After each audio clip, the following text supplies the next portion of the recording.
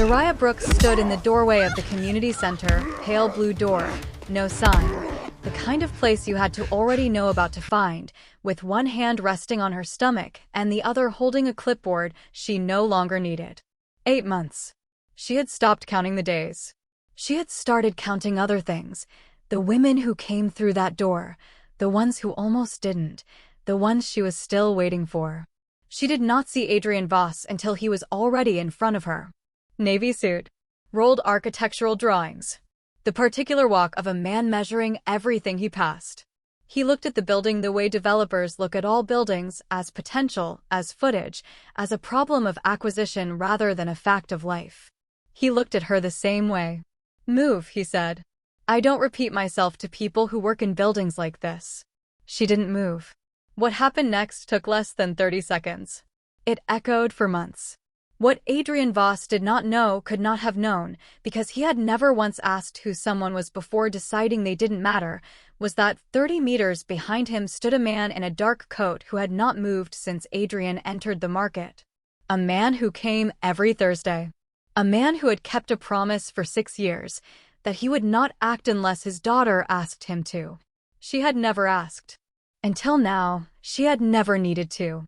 Adrian Voss thought he had managed a situation. He had declared war on the one man in East Asia who doesn't wage it, he executes it. The community center had no sign above the door. That was intentional.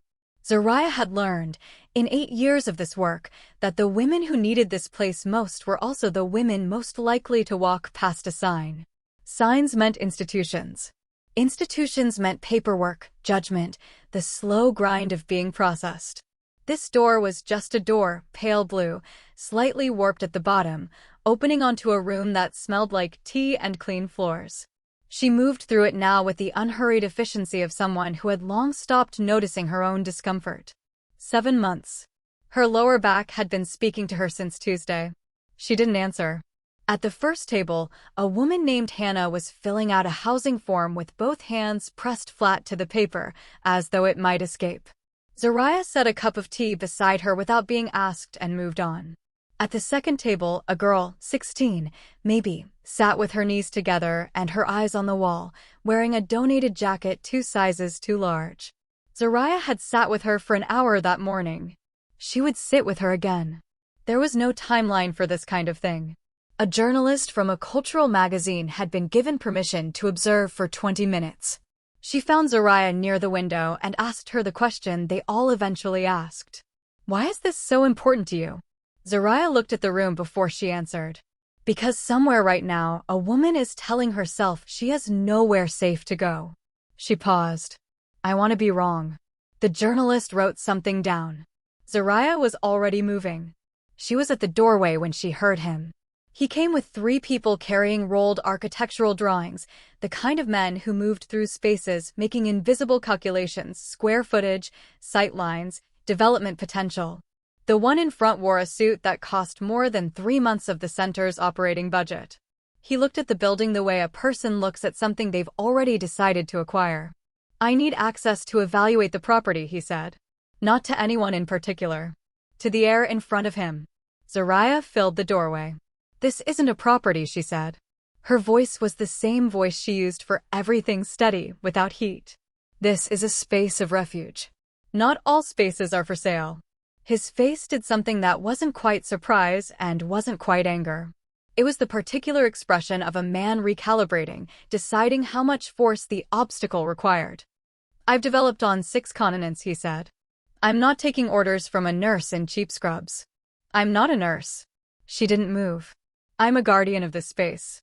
And no, you cannot enter." Behind him, one of his associates took a small step back. She turned, just slightly, just enough to signal to the girl at the second table that everything was fine, and that was when his hand came up.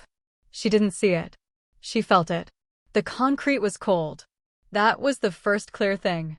Her hands were already at her stomach before the sound had finished traveling, before the gasps from the market reached her ears, before she understood fully what had happened. She curled around the weight of her child and held. 30 meters away, a man's expression did not change. He reached into his coat. He made one call. He said, quietly, Kang Min-jae. Your daughter has been hurt. She's at and gave the address.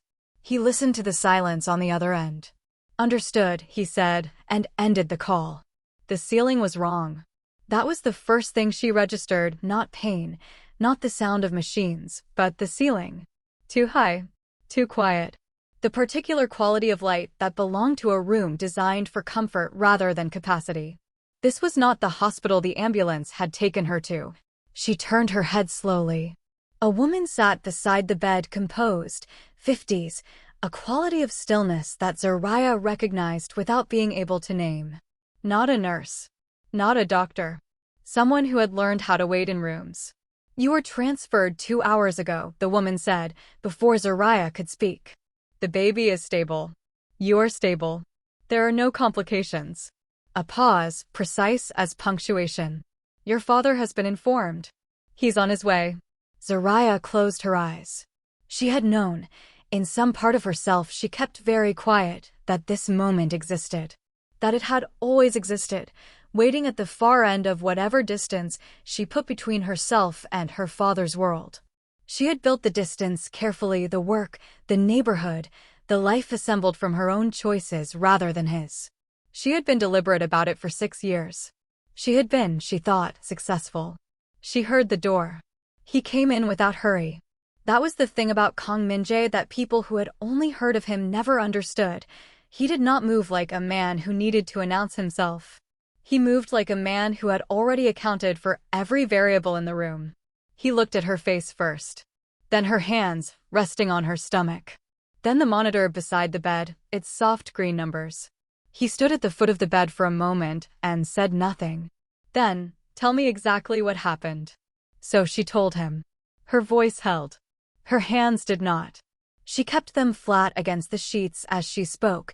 Adrian's arrival, the architectural team, the rolled drawings, the particular quality of his contempt, the way he had looked at the building as though she were an inconvenience stapled to a property. She told him about the escalation, each step of it. She told him about turning away and what came after. She told him that the police had come. That Adrian had spoken to them with the ease of a man who had done this before, not this, perhaps, but something like it, and had been fine.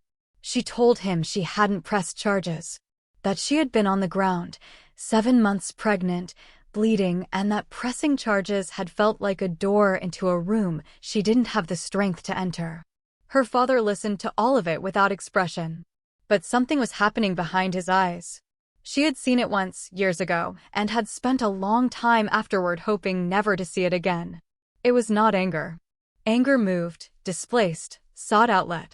This was the opposite of that. This was something settling cold and absolute into its final position. He reached into his coat. He made a call. He said nothing when the line connected, only listened for several seconds. Then, find him. Everything. Move now. He ended the call and looked at her. You and your baby are safe. That is all that matters. A pause. But understand something. This man will learn what consequence means. Not because I want revenge. Because some violations require answer. She wanted to ask him not to. She found the words and then found, beneath them, how tired she was. How much she hurt. How heavily her child pressed against her ribs, still and warm and real. Maybe, she thought for the first time, she could not have protected herself alone. She didn't say anything. Her father pulled his chair closer and sat. That evening, Adrian ordered room service for 4 and told his team the sole deal was as good as closed. He was in a good mood, the clean, expansive kind that follows a day in which everything confirmed what he already believed about himself. The city spread below the hotel windows in long columns of light. He barely looked at it. His phone rang at 11. Unknown number. He answered because he always answered. Information was leverage, and leverage was the only currency that mattered. The voice was quiet. Not threatening in the way he recognized. Threatening in the way a closed door is threatening. You have 1 week to leave Korea. If you stay in hell. He laughed. He actually laughed. He set the phone face down on the table and said to no one in particular, probably the woman's people. He poured another drink. He went to bed. The CEO of the tech company was a careful man who chose his words with visible effort. He arrived at the meeting the next morning and did not sit down. The investors withdrew overnight, he said. All of them. Simultaneously. He looked at the table rather than at Adrian. I'm very sorry. The deal is off. Adrian called his primary contact before the elevator doors closed. Voicemail. He called 3 more. Voicemail, voicemail, a phone that rang out entirely. He called his assistant, who was already calling him from the lobby, voice pitched too high. Sir, our accounts, all of them, I don't understand it. The systems are showing. What are they showing? Frozen. All of them. I don't know how. He called his lawyer from the car. The call went to an assistant who said she'd pass on the message. His lawyer called back 40 minutes later, briefly, in the tone of someone reading from prepared remarks. You'll need to find other representation. I'm sorry. I can't explain further. He hung up before Adrian could respond. His head of security picked up on the first ring, which was something. My contracts were terminated this morning, the man said. He had worked for Adrian for 4 years and had the voice of someone who had seen difficult things without flinching. He sounded, now, like he was choosing his next words from a very short list. If you want my honest advice, leave tonight. Don't wait. Leave because of what? Adrian said. Because some woman's family is upset? A pause. Because you don't know whose family it is. The investigators he hired were professionals. They came back in 6 hours instead of the agreed 24. One of them set a folder on the table and did not open it. The source of the freeze orders is the Kang organization, he said. All of them.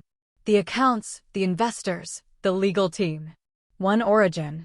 Adrian looked at him. The what? Korean Mafia. A pause. Or what used to be called that.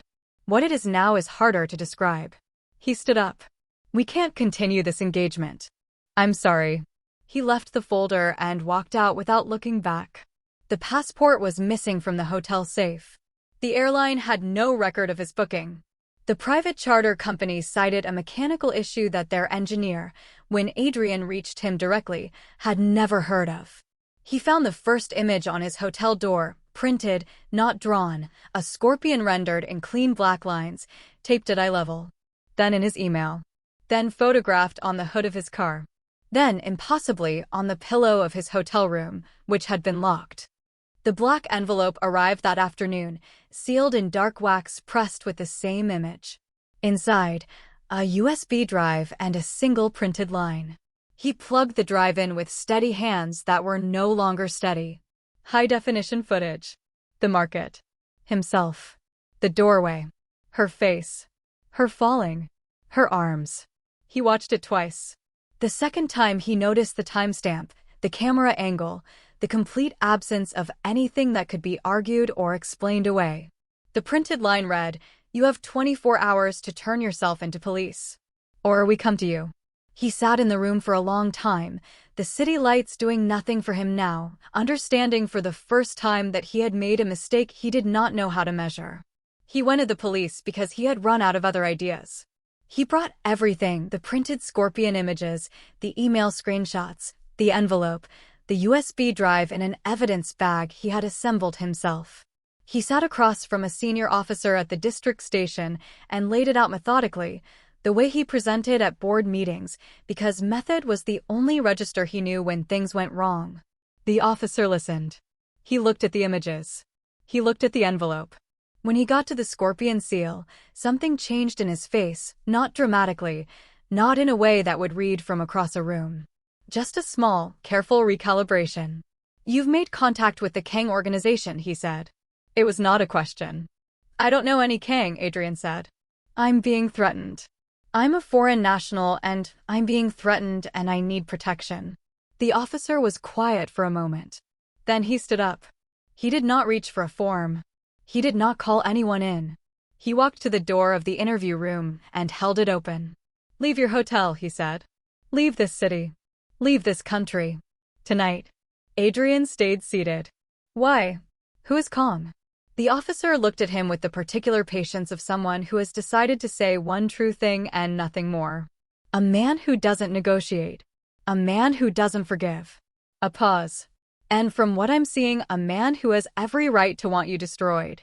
He held the door wider. I'd encourage you not to waste the hours you have left. Adrian walked out of the police station into air that felt thinner than it had that morning. He went back to the hotel because there was nowhere else to go. He was moving through the lobby toward the elevator when his phone showed him that his car, the rental, parked in a secured structure 3 blocks away, had just been accessed. He hadn't touched it. His hotel room door was closed. He was certain he had locked it. He stood in the corridor for a moment, key card in hand, and then opened it. The room was undisturbed. The bed was made. On the pillow, centered with a precision that felt deliberate, was a single sheet of paper. Stop running. Face what you've done. He stood in the doorway and did not go in for a long time. The final message arrived at 6 p.m. An address in the industrial district, south of the river. 8 o'clock. Come alone. This is your only path forward. He spent an hour trying to find another path.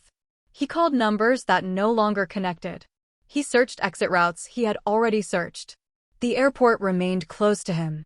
The charter company had not reinstated his account. His remaining cash, withdrawn in the first panic, still in the room safe, was the last resource he could touch, and he could not think of anything left to buy with it. At 7:30, he got into the rental car that had been accessed without his key and drove south. The warehouse district was the kind of place that cities accumulate without designing: long blocks of corrugated metal and unmarked loading bays, functional and lightless. The address corresponded to a building identical to its neighbors. No vehicles outside. No movement. A single door, slightly ajar. He sat in the car for 4 minutes. Then he got out. The door opened onto darkness that resolved, as his eyes adjusted, into space, a vast, empty floor, high ceilings, a single source of light at the far end. He walked toward it. The light at the far end of the warehouse was a single lamp, positioned above a plain wooden table. 2 chairs. A man sitting in one of them, hands folded, watching Adrian cross the floor. He recognized him immediately. The market. The dark coat. The stillness.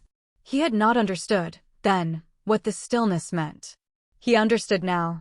Adrian reached the table and stopped. He had rehearsed something in the car: tone, posture, the particular register of a man who has lawyers and intends to use them. He opened with it anyway, because it was all he had. I don't know what you want, but I have legal representation and... Sit, the man said. The word was quiet. It was also, somehow, the only word in the room. Adrian sat. Silence. Then, do you know who I am? No, Adrian said. And I don't care.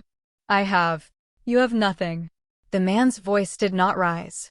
It didn't need to. Your accounts are frozen. Your lawyers have withdrawn. Your security contracts were terminated 3 days ago. The people you would call are not answering. He looked at Adrian without expression. You are alone. This is simply a fact. Adrian said nothing. Because it was true, and the truth of it had a weight he hadn't fully felt until this moment, sitting in this chair, in this light. What do you want? He finally said.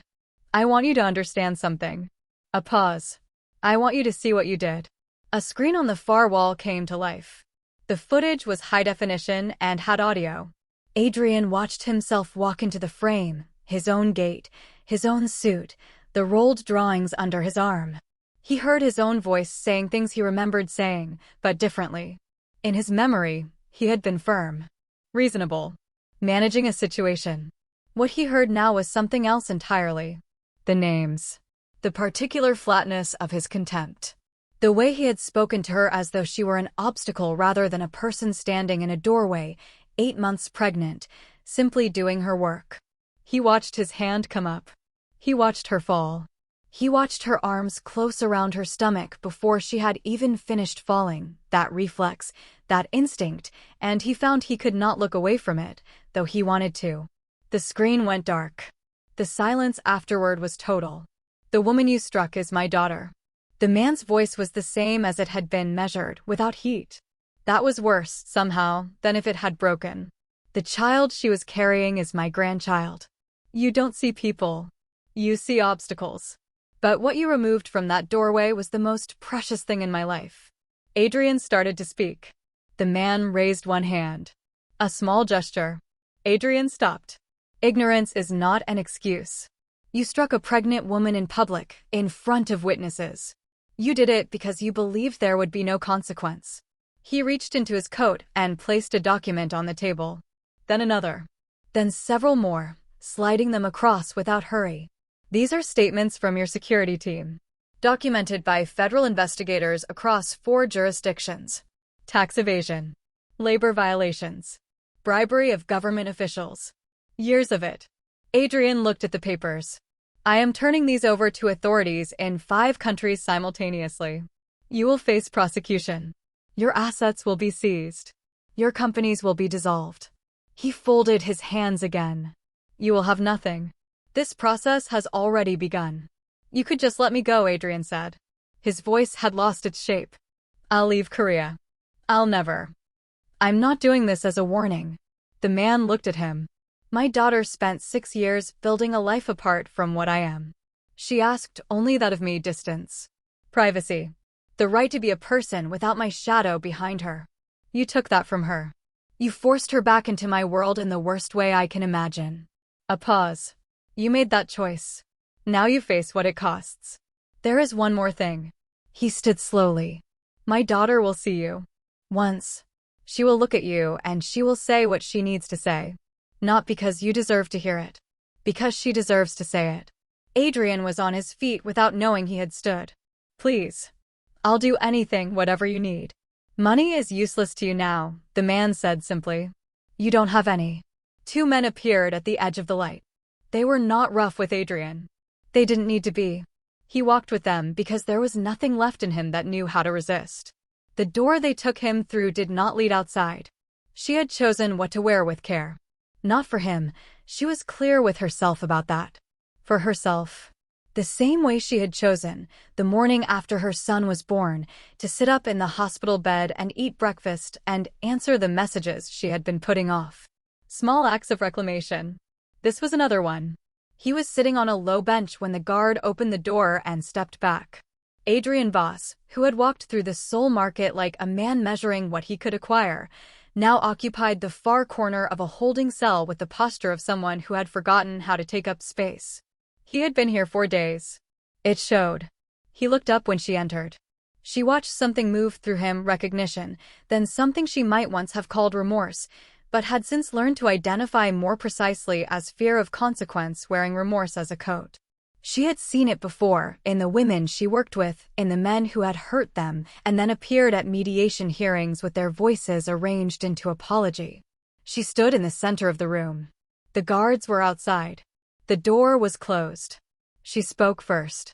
I want you to understand something. Her voice was steady. Underneath it was something that would always be there now, a new geography of herself she was still learning to navigate. You didn't just hit me. You violated a space of refuge. Women came to that building because they had decided to trust it. Some of them had never trusted a space in their lives. That trust was not yours to touch. He opened his mouth. She continued. You didn't just assault a woman. You hurt everyone in that room who heard it happen, who will now have to decide, again, whether safety is real or whether it is just a thing people tell them to keep them manageable. She let that settle. You took something from me specifically. My choice. I had spent 6 years building a life outside my father's world. Not because I was ashamed of him. Because I wanted to know what I was on my own. What I could build without his name behind it. She paused. For 6 years I proved it. Every day I proved it. You ended that in the time it takes to raise a hand. Adrian Voss said, I'm sorry. She raised hers. The same gesture, she realized distantly, that her father had used in the warehouse. Perhaps it was inherited. Perhaps it was simply what you did when someone was about to say a word that had no value in the room. Don't. She looked at him steadily. I'm not here for your apology. Apologies are for people who made mistakes. You didn't make a mistake. You made a decision. The same decision you have made your entire life, which is that other people exist to accommodate you, and that the only question worth asking is what something costs, never what it is. She let the quiet hold for a moment. I'm here so that you understand, some things cannot be forgiven. Some people don't deserve mercy. You are one of them. Not because I'm cruel. Because it's true. She picked up her bag from the chair beside her. Adrian said nothing. Perhaps he had understood, finally, that there was nothing left to say that would change the shape of this room. She walked to the door and knocked once. The guard opened it. She did not look back. Not because she was afraid of what she might feel, she had made her peace with feeling it, but because there was nothing behind her worth the turn. Her son was waiting. That was where she was going. There were forms, photographs, the removal of personal items into a labeled bag. His watch went in first, the one he had bought in Geneva, which had cost more than most people earned in a year. Then his wallet, his phone, his cufflinks. A corrections officer catalogued each item without looking at him. Adrian stood in the fluorescent light of the intake room and watched his life be itemized into a plastic container. The charges, when read in full, took 11 minutes. Tax fraud across 4 jurisdictions. Labor violations in 7 countries, spanning 14 years. Bribery of government officials in Korea, the United States, and 2 European nations.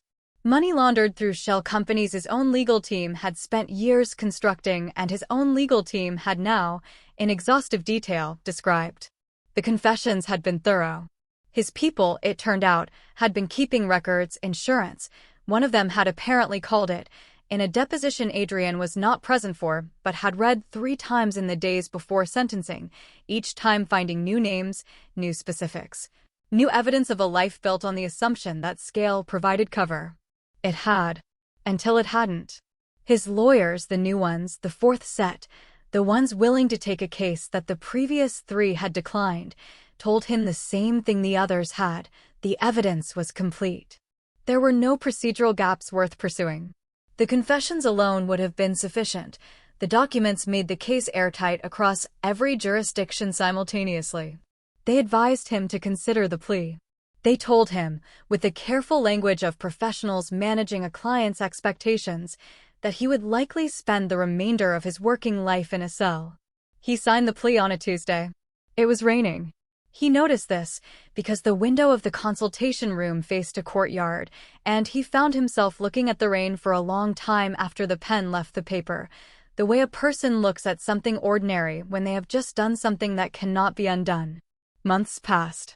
A journalist published a photograph in the spring, taken through a chain-link fence by someone with a long lens, the legality of which was apparently contested and ultimately irrelevant, because by then it had traveled everywhere.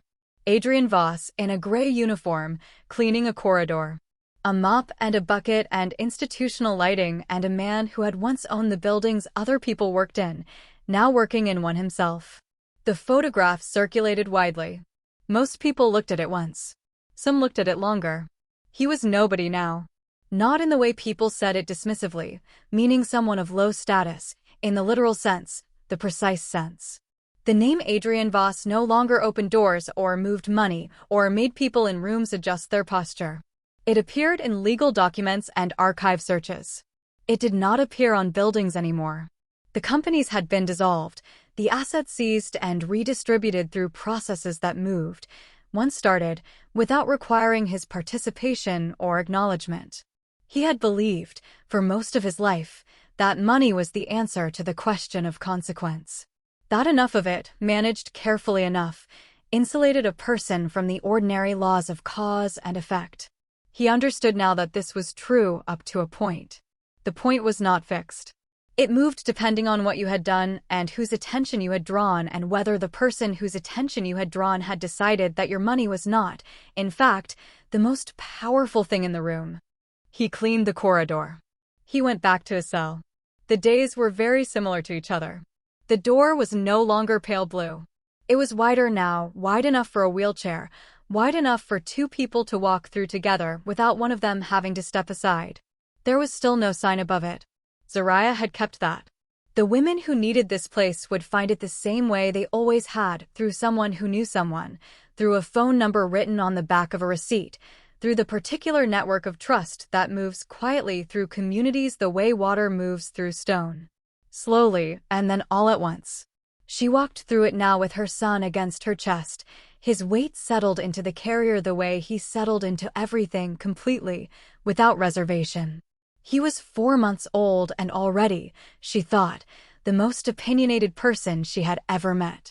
Her father walked beside her. The first room had doubled. The second room was new, a healthcare clinic, staffed 3 days a week, curtained alcoves where women could be examined without the exposure of a public hospital waiting room. Beyond it, a corridor that hadn't existed 6 months ago opened onto an education space, tables, computers, a wall of reference materials in 4 languages.